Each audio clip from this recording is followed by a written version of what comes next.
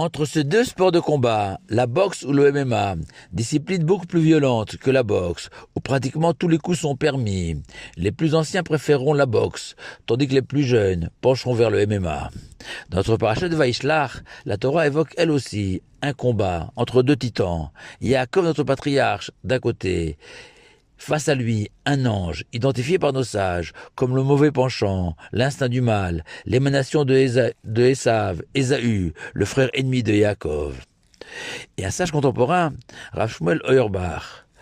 soulève une question très intéressante. En effet, le Midrash raconte que sur le chemin, pour aller sacrifier son fils Yitzhak,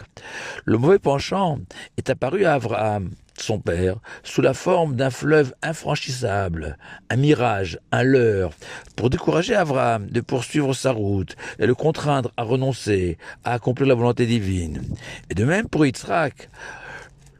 le mauvais penchant lui est apparu sous la forme d'un clown, tournant en dérision tous ses mérites, et lui assurant que toutes ses bonnes actions ne servent à rien, puisque de toute façon, l'héritage d'Abraham était depuis longtemps promis à Ishmaël, frère de Yitzhak, et surtout fils aîné de Abraham.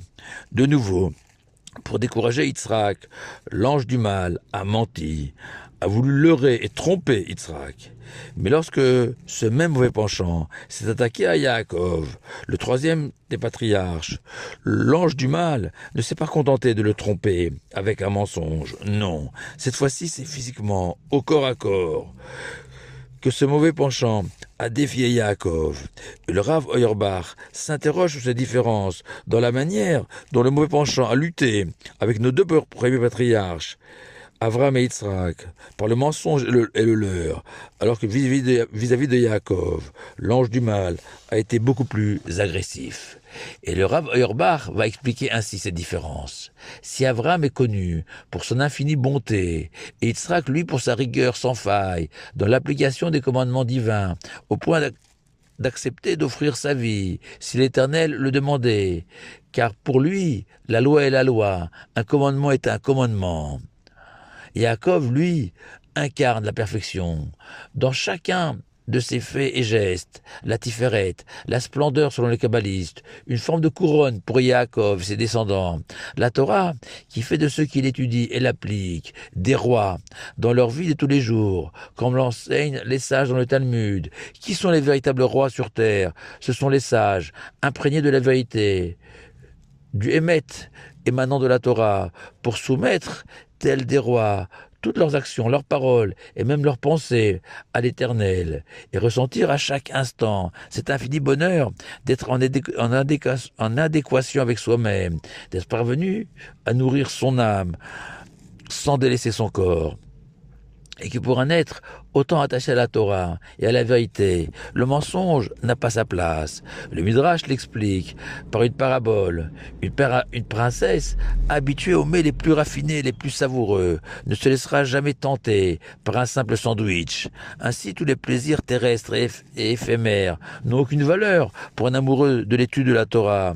et qui a goûté à la saveur d'une page du Talmud, et que rien, strictement rien, ne pourra le contraindre à renoncer à son étude, et que Yaakov, après avoir étudié ses 63 premières années de sa vie auprès de son père Yitzhak, puis 14 années supplémentaires auprès de Shem et de Héver, les descendants de Noach, Yaakov était parvenu à ce niveau d'attachement à la Torah, au point que le Khatam Sofer, ce géant hongrois du 19e siècle, enseigne que tant que Yaakov était vivant en Égypte, les enfants d'Israël, même si physiquement résidaient au pays des pharaons, les enfants d'Israël n'avaient aucun rapport avec l'Égypte, comme s'ils n'y habitaient pas.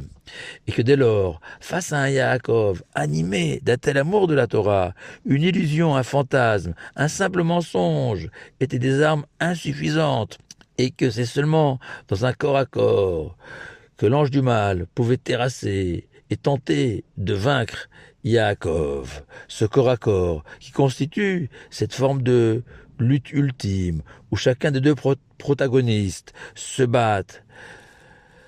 avec toute leur énergie possible et imaginable jusqu'à leur dernière force dans ce combat où il n'y a que deux issues possibles, la vie ou la mort, et qu'à la fin de ce combat nocturne, après avoir tout donné, l'ange du mal reconnaîtra sa défaite face à Yaakov. Et nous savons que l'histoire de Yaakov est en fait la nôtre, nous juifs, vivant aux confins de la délivrance finale, et que précisément dans notre génération, où l'étude de la Torah n'a jamais été aussi répandue, où des centaines de milliers de juifs à travers le monde s'adonnent à l'étude de la Torah, l'ange de Esav jette lui aussi ses dernières forces dans la bataille pour nous détourner de la Torah. Car ce n'est pas hasard si face à cet essor de la Torah,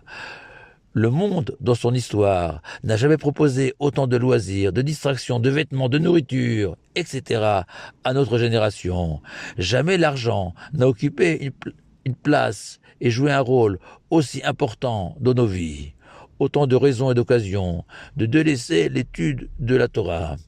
La bonne nouvelle, c'est que Yaakov nous a ouvert la voie et que même si dans la nuit, il a été blessé au niveau de la hanche, au petit matin, l'ange du mal a reconnu la suprématie de Yaakov, l'homme au pied de l'échelle, littéralement, devenant Israël, le prince de Dieu, tutoyant les cieux. Ainsi, nous sommes assurés, même si à chaque génération, une partie des enfants du peuple juif, symbolisée par la hanche, siège de l'appareil reproducteur de l'homme, cette frange du peuple juif va s'égarer et se perdre au fur et à mesure de notre histoire. La victoire, celle que nous sommes en train de remporter, est au bout du chemin. Alors pour conclure, sans vouloir vous décevoir, entre la boxe et le MMA, un juif doit bien sûr s'abstenir d'assister à ces sports de combat qui renvoient aux jeux de cirque,